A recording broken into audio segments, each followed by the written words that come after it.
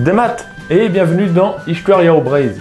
Aujourd'hui, je vais vous parler de la guerre de course et plus particulièrement d'un corsaire malouin, j'ai nommé René du Guestroin.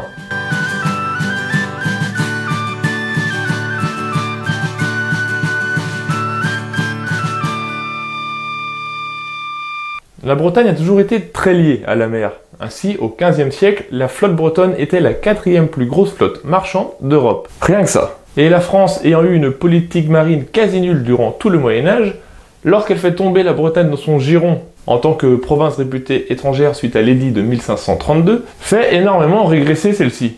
Et pourtant, la Bretagne, une ville en particulier Saint-Malo, va lui donner plusieurs de ses plus grands marins. René III naît à Saint-Malo le 10 juin 1673 dans une famille de négociants sous le règne de Louis XIV. Son père s'est enrichi par le commerce ou, comme beaucoup de Malouins à l'époque, par la guerre de course. Ce qui signifie que dès qu'un conflit éclatait, les armateurs armaient leurs navires de commerce et munis d'une lettre de marque, un document reçu de l'État, pouvaient attaquer les navires ennemis. Ainsi, ils gardaient une partie du butin, tout en respectant les règles de la guerre car c'était très codifié, donc rien à voir avec la piraterie. Oui, il faisait vraiment ce qu'il voulait. Mais René est un élève turbulent et ses parents prévoient pour lui une carrière ecclésiastique. Pour ce faire, il l'envoie donc à Rennes puis à Caen suivre des études. Malheureusement, à l'âge de 15 ans, son père meurt et cela semble énormément affecter le jeune Troin, puisqu'il va commencer à cumuler pas mal de conneries. Alors que le jour, il étudie la philosophie et la faculté des arts de Caen, la nuit, il n'hésite pas à faire le mur pour faire la tournée des bars, perdre de l'argent aux cartes, se battre avec un peu tout le monde et fréquenter beaucoup de femmes. C'est qu'il était pas mauvais en escrime, le bougre. Pour un futur ecclésiaste, vous conviendrez que c'est pas terrible. Manque de bol pour lui, cette vie de débauche finit par se savoir et son frère aîné, Luc, va le chercher pour le ramener chez lui, discuter de tout ça avec sa maman. Que faire de ce type bagarreur qui aime les femmes plus qu'il n'est moralement toléré, les jeux d'argent, les duels et les coups fourrés? Une petite idée? Afin de lui faire les pieds, sa famille décide de le faire embarquer dans une frégate familiale en 1689 à l'âge de 16 ans, pour le calmer. Là, je vais faire une petite parenthèse pour situer le contexte de l'époque. Il faut dire qu'en 1689, à Saint-Malo, c'est l'effervescence, puisque le royaume de France vient de s'embarquer dans la guerre de 10 ans, ou guerre de la Ligue d'Augsbourg. Donc je ne vais pas revenir ici sur les causes de cette guerre, sinon la vidéo va durer une demi-heure. Mais ce qu'il faut retenir, c'est qu'une coalition d'États, parmi lesquels, entre autres, l'Empire germanique, l'Espagne, la Bavière, la Suède, la Savoie, l'Angleterre ou encore les Provinces-Unies, les Pays-Bas, s'unissent afin de déclarer la guerre au Royaume de France et à Louis XIV. Donc forcément, ça fait beaucoup d'ennemis et beaucoup de possibilités d'attaquer des convois de navires. Vous voyez qu'à peu près tout le monde sur la mer est ennemi à ce moment-là. Et à Saint-Malo, cité reposant essentiellement sur la mer, que ce soit par la pêche en haute mer jusqu'à Terre-Neuve, le commerce et la création de la Compagnie des Marchands de Saint-Malo en 1601 ou la guerre de course, cette situation fait l'affaire des armateurs. Fin de la parenthèse. Donc notre jeune René III, à 16 ans, embarque pour son premier voyage. Et ça ne se passe pas bien du tout, puisqu'il va être malade durant tout le voyage. Bon, ça lui permet quand même d'avoir un aperçu des abordages et puis de la vie en mer, mais il en garde un très mauvais souvenir. Mais c'est lors du deuxième voyage qu'il va pouvoir voir toute la violence des combats et des abordages. En effet, alors qu'il se prépare à sauter le premier dans un navire abordé, son maître d'équipage, qui est à côté de lui, veut sauter avant. Donc René le laisse faire, et son maître d'équipage saute. Sauf qu'à ce moment-là, les deux navires s'écartent, et au moment où le pauvre bougre saute, une vague pousse les deux navires, et ils se retrouvent écrasés. Et comme le dit du Guestroin dans ses mémoires, une partie de sa cervelle rejaillit jusque sur mes habits. Cet épisode l'a beaucoup marqué, mais ça l'a pas refroidi pour autant, puisque à peine revenu à terre, du Guestroin demande à réembarquer dans un navire familial et repart de son plein gré en mer. Sa renommée commence avec ce deuxième voyage, puisqu'il s'illustre en conseillant son capitaine d'attaquer un convoi, et en sautant le premier sur le vaisseau abordé. Après avoir essuyé un coup de pistolet du capitaine ennemi, il en finit avec lui au sabre, avant de s'attaquer à un deuxième navire dans lequel il tombe dans l'eau, remonte et participe à la prise de ce dernier. Et enfin, il participe à l'enlèvement d'un troisième navire avant la nuit. Il rentre donc en héros à Saint-Malo et se voit confier son premier commandement, une petite frégate. Et là on peut dire qu'il avait trouvé sa voie. Donc à chaque sortie, il ramenait des vaisseaux capturés. On lui confiait alors le commandement de vaisseaux plus grands, donc il ramenait plus de navires, etc., etc. Sa renommée grandissante, il lui fut confié à l'âge de 20 ans, en 1693, le commandement d'un navire du roi. C'était une pratique courante à cette époque. Le roi mettait à disposition des navires de la marine royale, et c'était aux armateurs de les armer pour la course, pouvant ainsi garder une partie du butin. Donc, ce qui signifie ici que Duguay III commence à se faire un nom suffisamment important pour attirer la confiance du roi. Et sa renommée va encore grandir en 1694 avec l'évasion de Plymouth. Ouais, mon anglais n'est pas terrible. Lors d'une sortie, il tomba sur 6 navires anglais auxquels il ne put pas échapper. Après une violente canonnade, il eut ses 2 mâts coupés et dut subir les abordages de ses adversaires. Les pertes étant alors très grandes de son côté, son équipage ne veut plus se battre, malgré les injonctions de leur capitaine.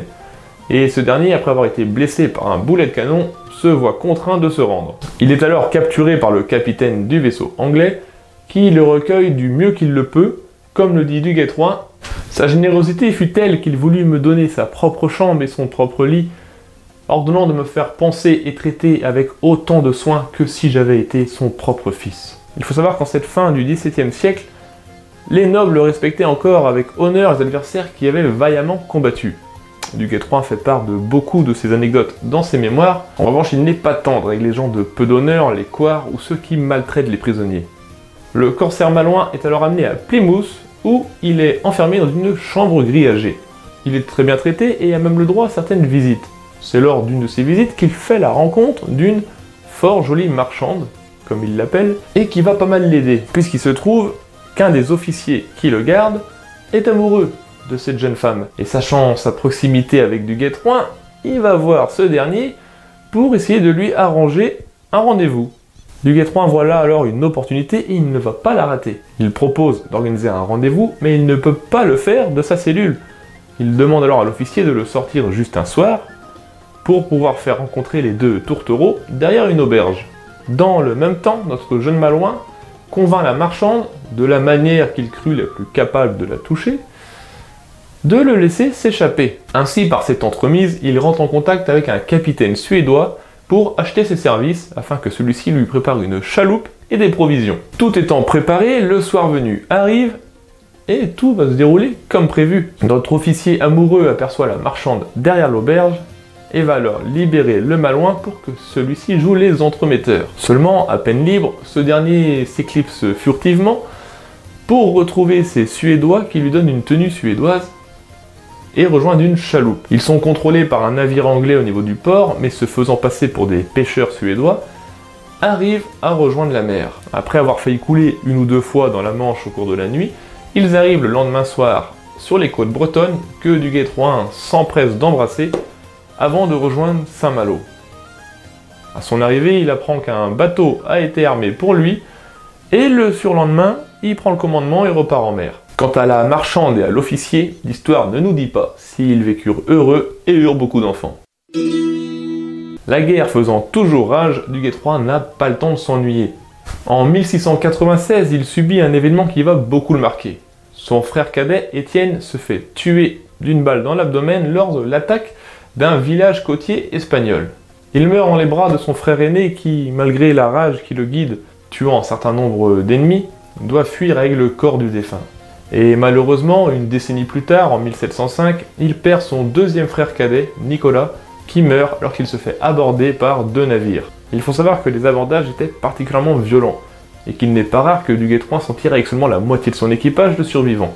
Le nombre d'équipages variait évidemment en fonction de la taille des navires, allant d'une centaine à plus de 600 pour le plus gros navire qu'il a commandé, donc je vous laisse imaginer le carnage d'un abordage de tous ces hommes dans cet endroit restreint.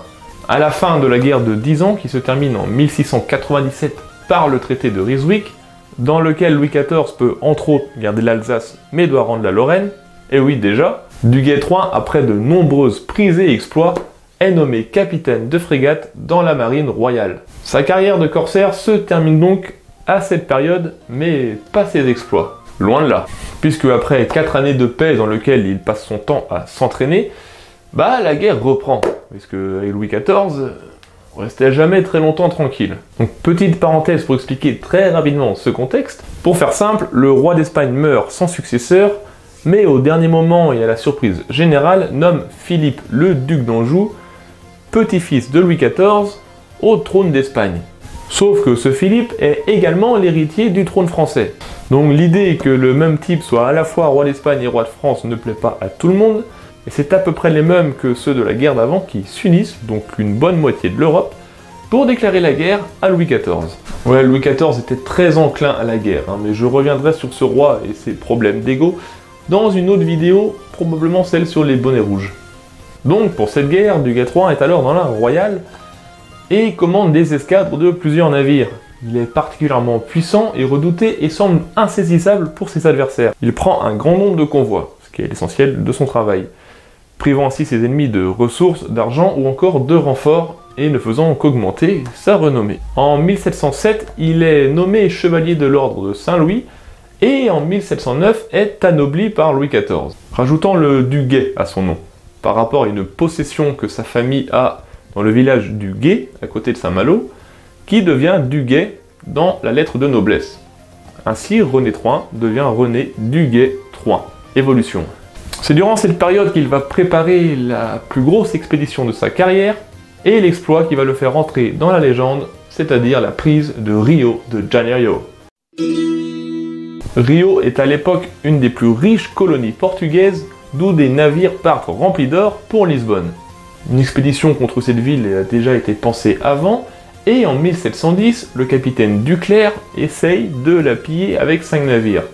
Malheureusement pour lui, il est capturé et est assassiné par les Portugais. Et ses hommes sont capturés. Du Guet III va alors tenter le coup, à la fois pour venger l'affront fait au capitaine Duclerc, pour libérer les prisonniers, pour faire ramener un gros butin et se faire une grande renommée. L'expédition est une expédition à armement mixte, c'est-à-dire qu'elle est financée par un groupe d'armateurs malouins mené par la famille III, mais dont les bateaux et l'équipage sont fournis par le roi, en échange d'un 5e du butin. Donc l'expédition est montée, et partant le 9 juin 1711 à 17 navires, ils arrivent à 18. Oui, parce qu'il a capturé un navire anglais sur la route. J'ai dit que ça pouvait lui servir. Il a sous son commandement plus de 6000 hommes, dont 2000 soldats, le reste étant les équipages. Ils arrivent dans la baie de Rio le 12 septembre, voulant prendre les Portugais par surprise. Mais ces derniers ont été avertis par leurs alliés anglais qu'une expédition allait les attaquer, et se sont donc préparés. La baie de Rio est fermée par un étroit goulet dominé par des forteresses que du Guet III s'empresse d'attaquer. Et pendant 3 jours, les bombardements sont intensifs. Ce n'est qu'au bout du 3e jour que du Guet III arrive à faire débarquer ses hommes. C'est alors pas moins de 3700 hommes qui déferlent sur les forts pour les prendre un par un, avant de s'attaquer à la ville et ses alentours, sous le feu nourri de l'artillerie de la flotte du Malouin et des Portugais. Les Portugais, voyant du Guet III prendre l'avantage, préfèrent brûler leurs bateaux et leurs entrepôts plutôt que de les voir capturés. Il faudra tout de même 11 jours de conflit intense jusqu'au 21 septembre pour que du Guet III prenne l'avantage lorsque le gouverneur de Rio perd toute autorité sur ses hommes et les voit déserter. Ils sont quand même pas moins de 12 000 à s'enfuir, les Portugais. Le courage, bravo. Dans ce chaos, les prisonniers de la première expédition arrivent à s'échapper, rejoignant du Guet III, et ce dernier, apprenant de leur part la fuite massive des Portugais, demande alors au gouverneur une rançon, sous peine de quoi il entreprendra de saccager la ville. Le gouverneur se voit contraint de céder. Mais étant une opération corsaire et non de conquête, du Guet III et ses hommes réembarquent avec leur rançon pour rentrer au pays. La valeur de la rançon s'élève à 4 millions de livres. Mais malheureusement pour eux, ils sont pris dans une tempête et perdent 3 navires, dont un qui contenait tout de même 600 000 livres. Ils arrivent à Brest le 6 février 1712 et sont accueillis en héros. Et cet exploit est relaté dans toutes les cours d'Europe et est très dur à encaisser pour la coalition. Certains historiens pensent même que cette réussite est un des épisodes importants qui va mener à la fin de la guerre de succession d'Espagne en 1713. Guerre qui se termine d'ailleurs par le petit-fils de Louis XIV, Philippe d'Orléans, accédant à la couronne espagnole mais devant renier ses droits à la couronne française. Du Guet III, alors enrichi et auréolé de gloire, est nommé chef d'escadre en 1715. Mais la mort de Louis XIV, qui l'affecte beaucoup, amène en Europe une longue période de paix, mettant ainsi fin à la carrière du marin. Sa vie sur les océans est alors derrière lui, et c'est avec beaucoup de nostalgie qu'il en parle dans ses mémoires écrites en 1721. Au cours de sa carrière, il aura capturé pas moins de 300 navires marchands et une vingtaine de gros navires de guerre. Et Rio de Janeiro. Tout ça en participant au combat, hein, pas en les regardant de loin. Respect le gars. Il ne meurt cependant pas tout de suite et en 1723 est nommé au conseil d'administration de la Compagnie des Indes. Affaibli et malade, il ne participe presque jamais physiquement aux assemblées, mais est de très bons conseils. En 1728, il est nommé lieutenant général de la Marine royale et commandeur militaire de l'ordre de Saint-Louis. Il le refera parler de lui une dernière fois sur mer en 1731, en prenant la tête d'une escadre chargée d'aller bombarder Tripoli, alors prise par des pirates. Mais après cela, fatigué et malade, il se retire de la vie publique et meurt à Paris en 1736, où il est inhumé à l'église Saint-Roch. Cependant, son corps est ramené en 1973 à Saint-Malo, où il repose désormais à la cathédrale Saint-Vincent. Ainsi finit l'histoire de ce grand marin, resté modeste selon ses proches, ne manquant jamais de mettre en avant ses hommes, respectant ses adversaires et se battant avec honneur et fierté, représentant ainsi l'esprit de chevalerie qui, en ce début du XVIIIe siècle, vivait ces dernières années. Voilà pour cette vidéo, j'espère qu'elle vous a plu, que de vous plonger dans cette vie de corsaire vous a intéressé. Si vous voulez en savoir plus, je ne peux que vous conseiller de lire ses mémoires. Là, j'ai vraiment effleuré le sujet, hein, parce que voilà, il y a plein d'exploits.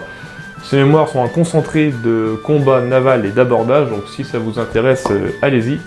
En tout cas, j'espère que celle-ci vous a plu. N'hésitez pas à commenter, à mettre j'aime, à vous abonner, à partager, à rejoindre la page Facebook. Je crois que j'ai fait le tour. Et je vous dis Trugaré à Kenavo.